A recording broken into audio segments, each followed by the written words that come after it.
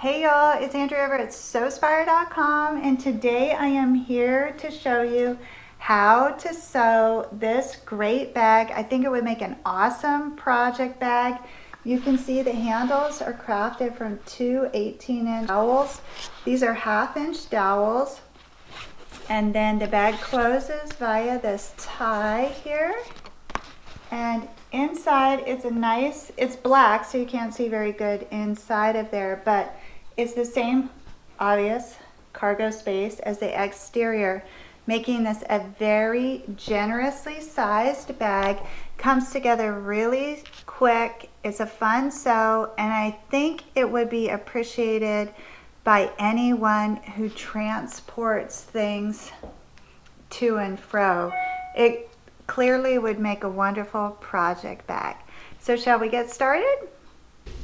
Okay, we're going to begin by crafting the tabs which the dowel will feed through, and you're going to need 4 of those in total, and they are made from 2 pieces of material which are 5 inches wide by 8 inches long, and you just position those right sides facing, and then using 3/8 of an inch seam allowance, stitch down both long sides, and then turn that right side out and go ahead and press that flat, and then you're going to top stitch down both long edges to finish that, and then take that panel and fold that in half, and then from that top folded edge mark 1 inch and sew a straight line across there to create that channel which the dowel will feed into.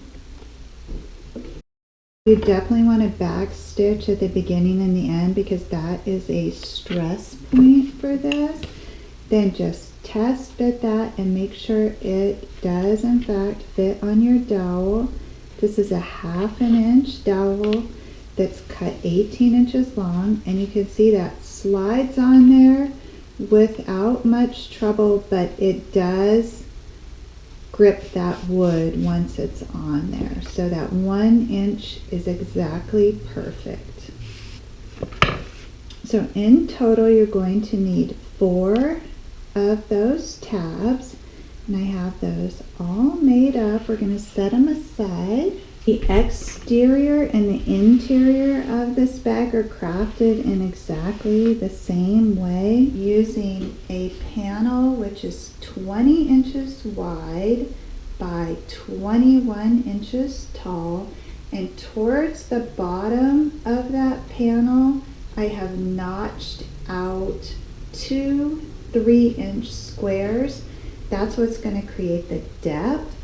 This exterior panel is backed with some warm and natural quilt batting, and I did stitch right down the center of that batting to add a little detail and anchor that batting to the fabric. So I have 2 of those exterior panels with the 3-inch corners notched out of the bottom. And I'm going to take those and position them right sides facing. I'll pin everything in place.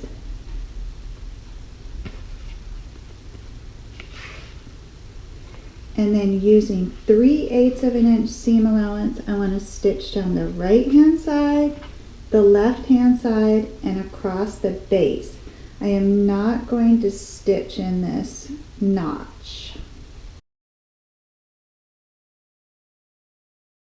I'm going to reach inside of there and align that side seam with that base seam, and because we notched out those corners you can see that clearly, and then I'm going to stitch across there from end to end to create that depth in the bag.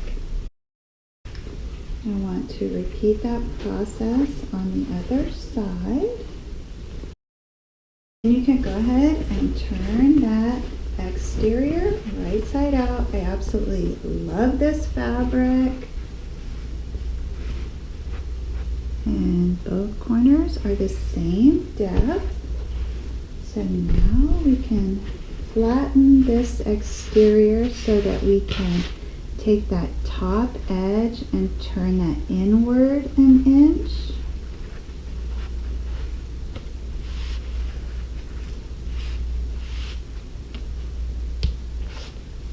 I'm going to go ahead and pin that lip in place. And then, as mentioned, the lining, the interior lining for this is crafted in the same way. I used a quilt weight cotton fabric, but I omitted the batting for the interior. And I have that here ready to go. And that top edge is folded outward an inch. And then the interior remains wrong side out. So you're going to fit the interior inside of the exterior and begin by lining up those side seams, and then just work your way around, pinning everything in place.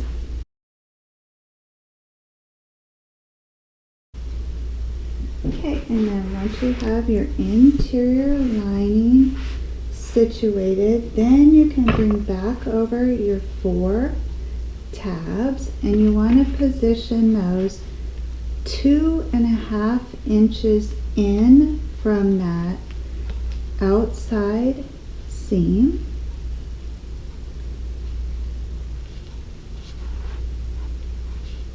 And these should sit about 2 inches up from the top of that bag. So 2.5 inches from the left or right and 2 inches from the top. And you're just positioning that in between the interior and the exterior layers.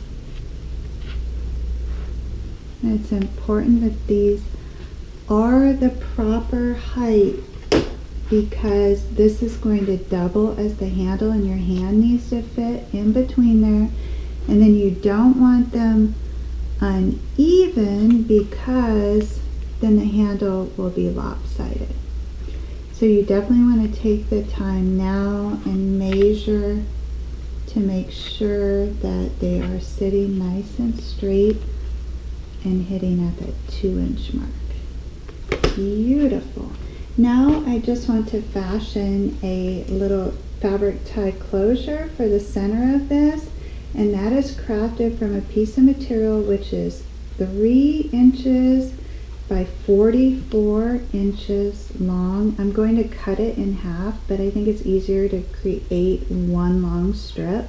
So I take that outer short edge and fold that over 1/2 inch, then fold that fabric in half and press it, open that up and bring those outer edges inward to meet on that center press line, and then fold that over and press again to create one very long fabric tie. I'm going to stitch down that open edge to finish this tie. This super cute ribbon tie to match perfectly. I want to fold that in half and then just cut that right at center. And I'm going to take those raw edges and position those at center on the bag in between the interior and the exterior layers. Just pin that in place.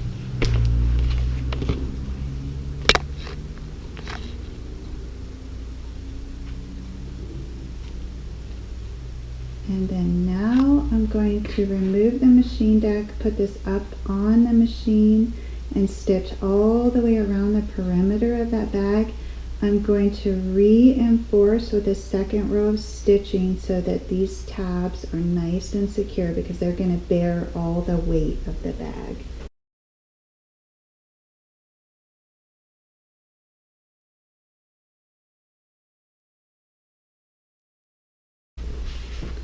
Okay, I've made it all the way around, and I have reinforced those tabs with a second row of stitching across the top, so they should be nice and secure.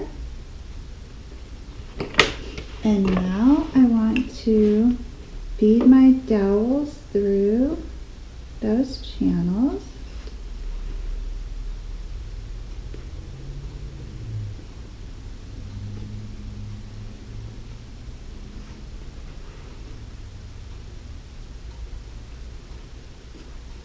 And once you get those started, they slide through easier, but you do want a nice snug fit for this. Otherwise, when you're carrying your bag, your dowel could just slip right out, and then you're going to lose everything on the inside of it, and or when you set the bag down, the dowel will slip out. So you do want a good grip on there. And just go ahead and center that. Nice.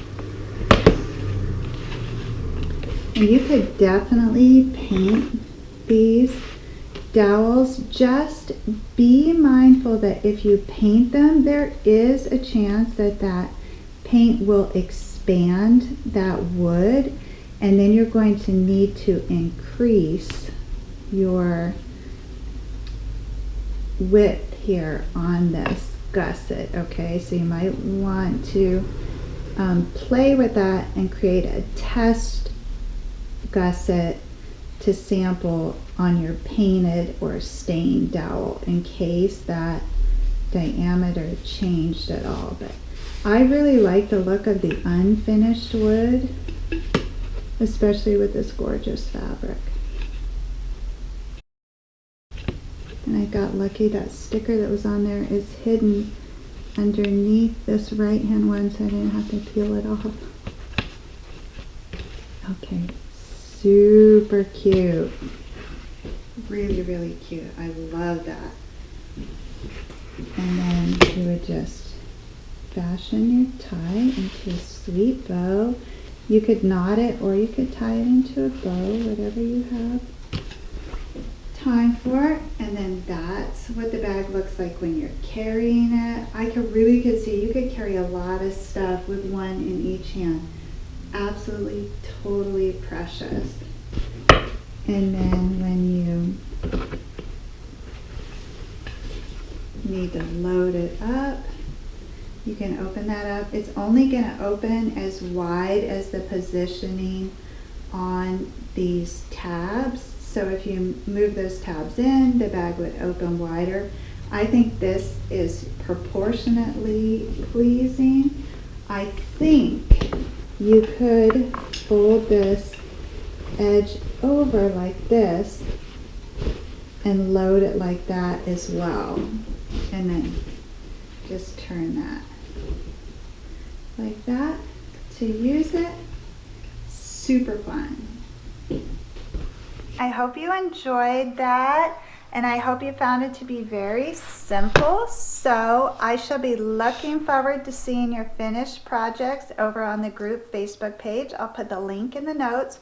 If you enjoyed this tutorial, please take a few minutes to click like and subscribe to the channel. I am planning to be back next week after Christmas. I hope all of you have a wonderful holiday, and I will see you then. As always, please know the creative genius in me will be celebrating the creative genius in you. Thank you.